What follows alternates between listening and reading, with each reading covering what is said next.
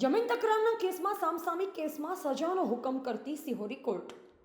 ફરિયાદી જોગાજી ખોડાજી ઠાકોરને તારીખ 5/10/2008ના રોજ જમીન બાબતની તકરારમાં આરોપીઓ અમૃતભાઈ સાકાભાઈ રબારી, સાકાભાઈ હરિભાઈ રબારી, સમુબેન સાકાભાઈ રબારી,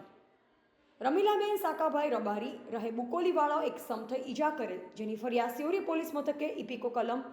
326, 323, 504, 506/2, 114 તથા બીપી એક્ટ કલમ 135 મુજબની ફરિયાદ આપેલ, જેનો સિહોરી કોર્ટમાં ક્રિમિનલ કેસ નંબર 73/2009થી ચાલી જતા સિહોરીના ઇન્ચાર્જ સરકારી વકીલ શ્રી એજે ઠાકોરનો ધારદાર દલીલો માન્ય રાખી સિહોરી કોર્ટના જજ પીબી પટેલે ઇપીકો કલમ 326માં 3 વર્ષની સજા તેમજ ઇપીકો કલમ 323માં 6 માસની સજા તેમજ દરેક આરોપીને ₹5000નો દંડ ફટકારાયો. તેમજ સામેના કેસમાં ફરિયાદી સાકાભાઈ હરિભાઈ રબારી રહે બુકોલીવાળાએ